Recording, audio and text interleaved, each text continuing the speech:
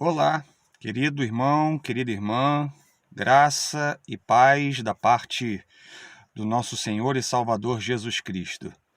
Eu estou aqui para fazer uma reflexão contigo, para a gente pensar junto sobre, vez por outra, eu e você somos confrontados com aquele pensamento. Puxa vida, eu tenho sido, ao longo do tempo, fiel a Deus.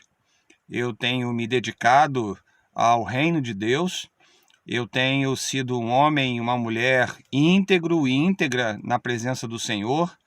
Eu tenho procurado dar um bom testemunho para as pessoas e eu ainda vou mais além. Eu tenho me aplicado e me preocupado em ser uma testemunha viva. Eu quero viver e tenho tentado divulgar o reino de Deus, falado do amor de Deus para outras pessoas. Eu sou intencionalmente ativo, disposto a compartilhar o evangelho com outras pessoas, e eu então me vejo cercado de problemas, passando por aflições pesadas, passando por dificuldades, tribulações em cima de tribulações, e eu fico algumas vezes me questionando sobre isso. O Evangelho, por ser o Evangelho do Reino de Deus, não deveria tornar a minha vida mais fácil, não deveria tornar a minha vida um pouco mais isenta de problemas e dificuldades. Deus tem filhos prediletos em que poupa, minimiza e facilita um pouco a vida dessa pessoa em relação a outra. É sobre esse ponto que eu queria que a gente pensasse. Se por sermos cristãos, seguidores de Cristo, seríamos imunes às aflições, às dores da vida, às dificuldades, às adversidades? Muito bem. Eu tenho meditado sobre isso também, porque eu, como você e como qualquer pessoa, passo por aflições, apertos, dificuldades, sofrimento, lutas, e também tenho a minha mente levada a refletir sobre isso. Não deveria ser um pouco mais sossegada essa minha carreira, essa minha jornada? E eu fui levado a pensar na vida dos primeiros cristãos, seguidores de Jesus, e principalmente numa época onde a perseguição aos seguidores de Cristo, aos servos de Deus, aos crentes em Jesus, era muito latente, era muito real. E um episódio específico no livro de Atos me dá uma base para eu pensar sobre isso. Eu espero que essa palavra seja uma palavra muito consoladora, muito direcionadora para o teu coração nessa manhã, nesse dia, né? Um dia até bastante frio, chuvoso, essa quarta-feira. Eu vim aqui para o carro, né? Decidi gravar esse áudio aqui no carro. Está um pouquinho frio aqui na minha região, eu me tapei, me cobri, mas quero deixar uma palavra bem acolhedora, bem aquecedora para o teu coração. O texto está registrado no livro de Atos, no capítulo 16, e é uma passagem bastante conhecida nossa, onde Paulo e alguns companheiros de missão embrenharam-se por algumas regiões, e a Bíblia vai registrando o quanto eles já haviam passado por Derbe, por Listra, vão chegando na região da Frígio-Gálata, e ali o Espírito Santo os impede, e aparece então um homem da Macedônia numa visão a Paulo, pedindo que ele fosse para a Macedônia, e que Filipos era uma região da Macedônia. O Paulo, então, junto com os seus companheiros, se encaminham, né? Eles navegam para Trode a fim de chegarem em Filipos, que já era um distrito da Macedônia dentro daquele contexto. Muito bem, eles chegando próximo à região, eles se deparam com uma jovem que tinha um espírito maligno, um espírito de adivinhação. Essa jovem dava um lucro bastante considerável aos seus donos, aos seus senhores, e o evangelho, uma palavra de Paulo, né, liberta aquela jovem E isso causa uma revolta muito grande naquela localidade, nos religiosos de plantão ali dentro daquele contexto. E aí então, que a partir do verso 19, a gente vai ver uma situação muito dramática vivida por Paulo e Silas, né? E a gente vai ver, a gente vai se identificar um pouco com uma perseguição, com um sofrimento, com um flagelo, com uma dificuldade muito grande, mesmo sendo seguidores de Jesus e mesmo fazendo a vontade de Deus, divulgando, espalhando, disseminando o evangelho por todas aquelas regiões.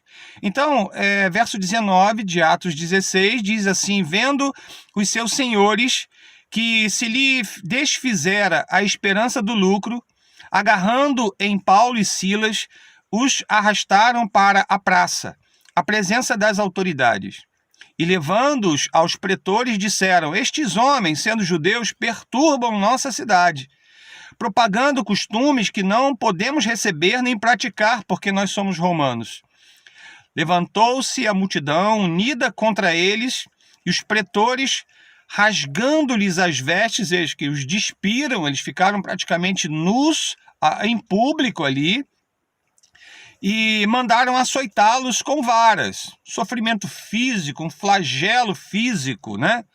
E depois de lhes derem muitos açoites, os lançaram no cárcere, ordenando ao carcereiro que os guardassem com toda a segurança. Verso 24, Atos 16, este, recebendo tal ordem, levou-os para o cárcere interior e lhes prendeu os pés no tronco. Bom, esses homens estavam praticando bem, esses homens eram seguidores do Senhor Jesus, estavam pregando o evangelho, libertando pessoas, mas isso causou um desgosto muito grande naquela comunidade incrédula, com os entendimentos espirituais totalmente tapados, e agora eles são vitimados ali de uma grande perseguição, de um grande sofrimento. Agora eles são despidos em público, envergonhados em público, eles estão agora foram açoitados, suas costas estão totalmente lanhadas, estão com profundas dores, são marcas, sangramentos, e além da humilhação pública, eles agora são levados para o cárcere, algemados nos pulsos, nos tornozelos. Que sofrimento! Eu realmente acredito que eu e você não tenhamos um sofrimento tão profundo e latente como esse aqui, mas nós temos os nossos sofrimentos. E aí Paulo e Silas poderiam muito bem questionar: puxa vida, Senhor, estamos fazendo a sua obra, estamos empenhados em viver uma vida santa, uma vida que te agrade, compartilhando o evangelho, pregando o evangelho, libertando em teu nome pessoas, e agora nos vem toda essa dificuldade. Esses homens aqui, homens íntegros, obedientes e tementes a Deus, poderiam pensar: poxa, o que a gente faz agora? Aqui nesse cárcere,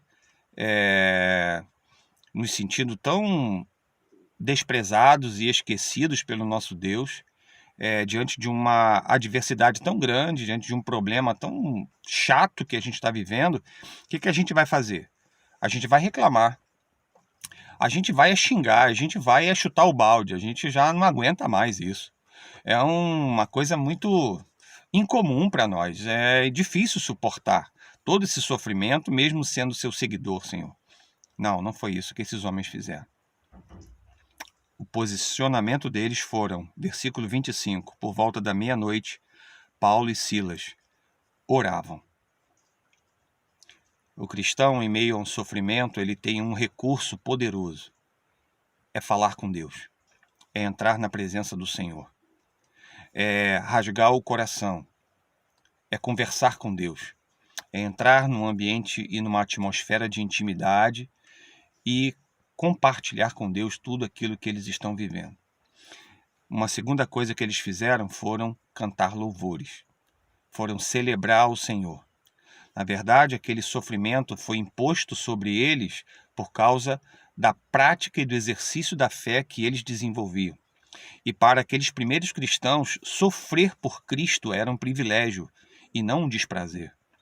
Então, a gente começa a entender que o que a gente faz no momento de sofrimento, de adversidade, ao invés da gente reclamar, lamentar e murmurar, nós podemos orar. Temos o recurso da oração. A oração, além de um diálogo, de uma intimidade com Deus, ela é um recurso terapêutico. Deus se manifesta na nossa vida, na nossa alma, no nosso interior, traz refrigério, traz conforto enquanto a gente ora. E ao mesmo tempo Ele escuta a nossa oração. Ele também escuta o nosso louvor. Nós passamos a ter expressões de gratidão, de louvor a Deus no meio da adversidade. Muito bem. O que essas duas coisas promoveram dentro daquele cenário tão difícil? De repente, sobreveio um tamanho terremoto que sacudiu o alicerce da prisão, abriram todas as portas e soltaram-se a cadeia de todos os presos. O louvor e a oração são libertadores. Promovem tanto uma libertação pública, externa, quanto uma libertação interna. A alma está livre, o espírito está livre. Então, essas são as nossas piores prisões, as interiores, as mentais.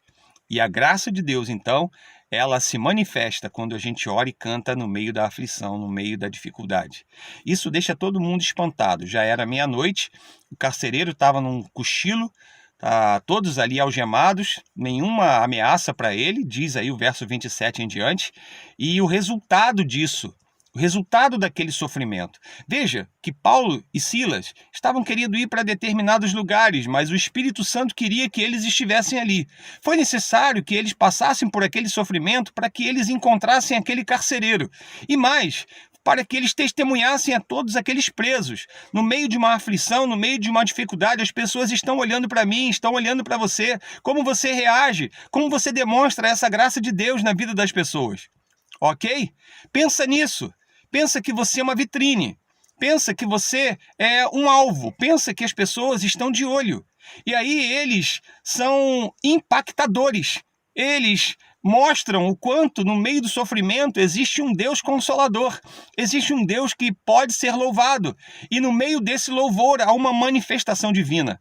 E aí então, o que acontece? O carcereiro fica desesperado, temendo pela sua própria vida. Ele era responsável por aqueles presos, e agora todos eles estavam soltos. Aquele cárcere foi totalmente destruído, estava todo mundo livre.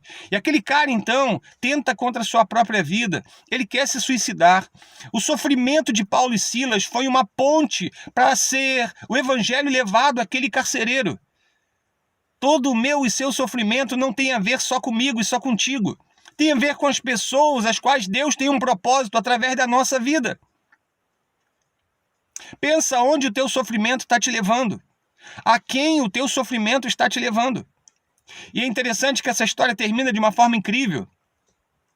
Esse homem que era responsável para mantê-los presos, ele crê no Evangelho do Senhor Jesus através de Paulo e Silas.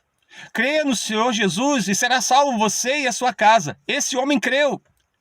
E ele passa então, na sequência do texto, a sarar as feridas dos apóstolos.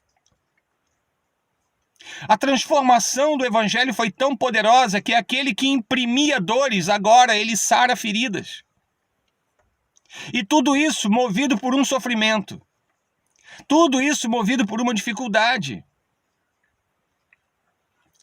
Esses homens então vão até a casa do carcereiro.